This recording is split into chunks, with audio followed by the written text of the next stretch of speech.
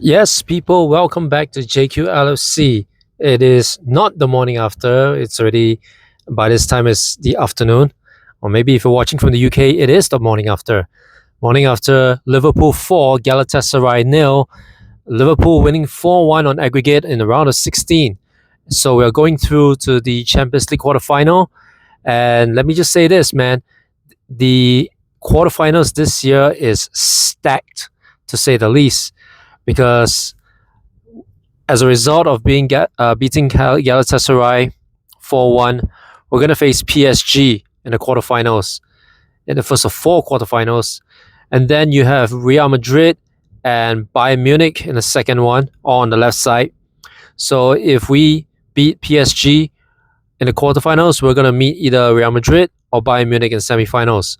On the other side, as a Spanish face-off, La Liga face-off, because Barcelona will face Atletico Madrid, while Arsenal will face Sporting Lisbon, who ended Bodo Glimt's dream run in this season's Champions League. Gotta say, big ups to Bodo Glimt. They can hold their heads up high, no shame, right? Sporting Lisbon and eventually overcame a 3-0 deficit. It took extra time for them to win 5-0, but they did it. So they're going to face Arsenal. Victor Gyökeres is going to go back to his former team. That's going to be a fun fixture in itself. So, but let's just backtrack a little bit to Galatasaray and our 4-0 win. Szoboszlai opened up the scoring as always. He's without question our player of the season.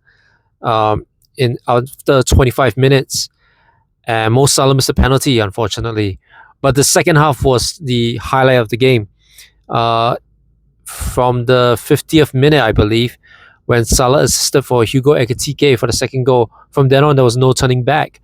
It was a goal after goal. It was a blitz, if you will. I think it was an 8-minute blitz, 8 to 10-minute blitz of 3 goals. Because 2 minutes after Ekitike scored, I think Salah could have scored, but it was blocked by the keeper. But Ryan Gravenberch rebounded, nice shot, shooting the ball to the ground and then just bouncing off the ground and into the net. And then the fourth goal, Salah made amends. With his trademark Salah curler from the right wing. And like I said in my video short, just a few hours before, it was 4-0. It should have been more nil, if you know what I mean. We should have scored more. We could have scored more if not for Galatasaray's keeper.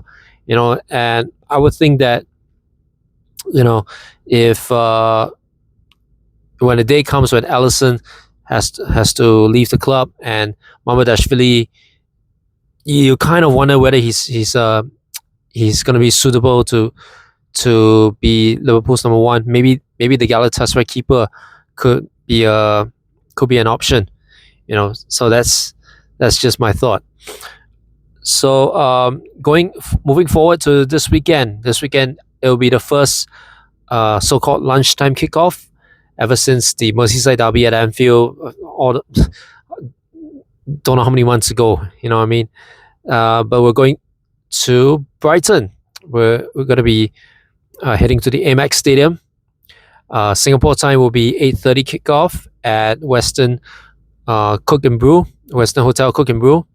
So we're gonna see whether we can continue this momentum. I hope we do. I hope we really, really, really do.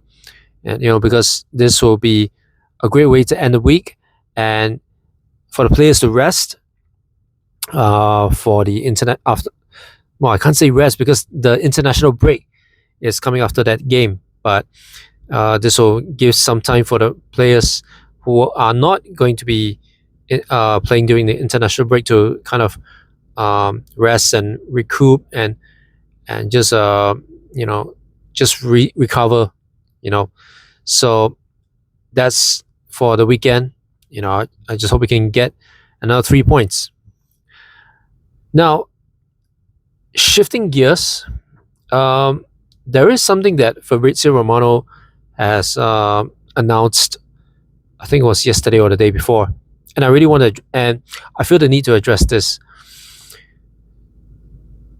And I agree with the general consensus that says shame on the African Football Confederation. I'm not sure what the proper term, the proper acronym is. I remember it was CAF, but basically, the Afcon has really disgraced itself. Senegal won the African Cup of Nations after extra time. How is it that 58 days later, the governing body of African football decides to overturn, not only overturn the decision, but say that because the Senegal players walked off, Morocco is default winners 3-0. So when a team walks out, just maybe for all you viewers out there who don't understand what happens, why is there a 3-0 scoreline? Years ago, I believe Barcelona was playing. It was scheduled to play a La Liga match, but Barcelona's opponents did not show up for that match. So basically, what happened was the match was forfeited by Barcelona's opponents, and the default scoreline to put when such a scenario happens is a 3-0 scoreline. So that's exactly what the Afcon governing body did when Fabrizio Romano broke the news, when they said that because Senegal players walked out, Morocco is declared default winners, and then the scoreline is 3-0. First of all, I think that's bullshit. Okay, because Senegal players, although they did walk out, don't get me wrong, they did walk out, but they came back in. It was just more of like a 10-minute protest kind of thing. But they eventually went back to continue playing the final. And credit to Morocco, they kept playing as well. And Senegal found the goal in extra time, and they won in the end. Now, for the governing body of African football to overturn that and then use that walkout as an excuse, it's disgraceful. Allow me to share, even though I know that Singapore or Southeast Asian football is not as widely broadcast as the Afcon, but let me share this a similar scenario with you and show you why even I say that what the African football governing body has done is wrong and disgraceful. Many years ago, in the finals, this was a two-legged final. I remember it was Singapore versus Thailand in the AFF Suzuki Cup final. It's basically something like the ASEAN, the Southeast Asian region version of the Afcon, right?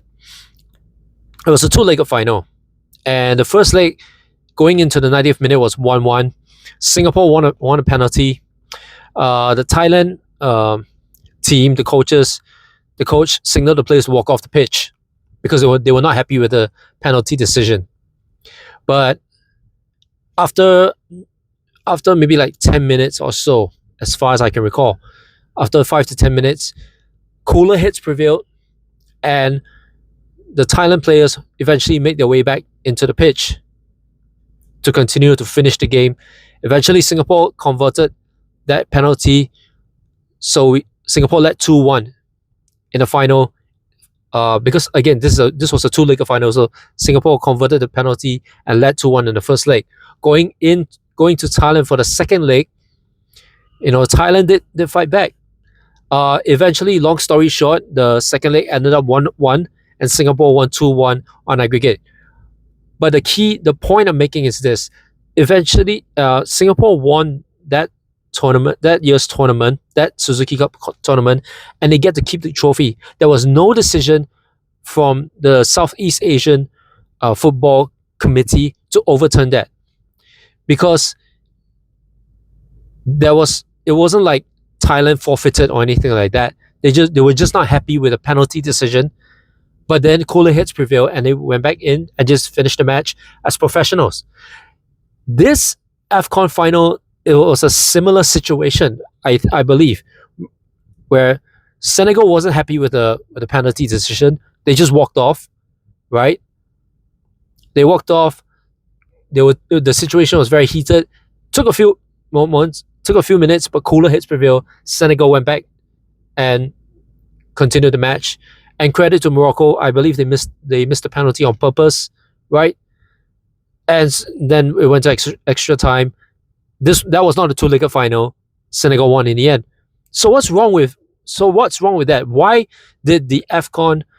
Why did the African football governing body saw the need to overturn, to reverse that decision? It just makes no sense to me. Just because they cooler heads needed to prevail, just because cooler heads needed time to prevail, something like this happens. It just makes no sense. And because of that, you know, African football has taken a step backwards, a very big step backwards.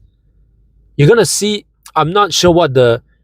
I cannot. I'm not a fortune teller. I cannot see what the future ramifications will be for African footballers. But the rest of the world is gonna will have a. They won't have such a good impression of African players moving forward because of this decision to overturn. I think it's just rubbish. It is just like unnecessary. It's uncalled for. Like if anyone thinks Morocco is going to be happy to win the African Cup of Nations this year through that decision, you better think again, because I guarantee they will not be happy. They will not be celebrating, even though they are declared winners. But because they're the declared winners through such a really rubbish decision, is I don't know if Morocco football team, if I don't know if they're gonna stage a coup or protest. I don't know. I'm not a fortune teller, but I know they will not be happy. Senegal definitely won't be happy. Well, you might speculate that neither team will want to compete in the next Afcon, assuming there will be a next Afcon 2 years from now. So shame on the Afcon committee, shame on the African footballing government, because what they did was just wrong. It's just wrong, and it's a very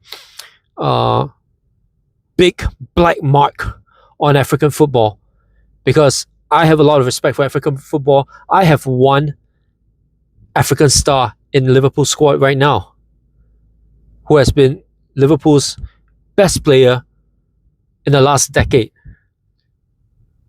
And then there was another one that was his partner, Senegal captain, who is now at Saudi playing very well. So, I just think it's. I don't just think. I know it's wrong. It's just wrong. That's all I got to say about it. And if there's any way to petition for this reversal to be expunged, to be reversed, I'm all for it. And I'm sure a lot of fans are all for it as well, because this was just ridiculous. Senegal won for the most part fair and square. So to rob them of that Afcon trophy, that positioning, just wrong. That's all I got to say about that. So, as always, I don't mean to end this video on a note like that, but nonetheless, as always, like, comment, share, subscribe. Oh, actually, I'll end it like this. I've been doing a bit of a channel count, video count in my channel, sorry. And this will be the 99th video. So, to not celebrate 100 videos or anything like that, but the next video, the 100th video, will be a very special video. It will be a pre-recorded video, but it's going to be a very special one. So stay tuned. Thank you to all the subscribers. Thank you to all your viewers out there. Once again, like, comment, share, subscribe, and I'll see you in the 100th video.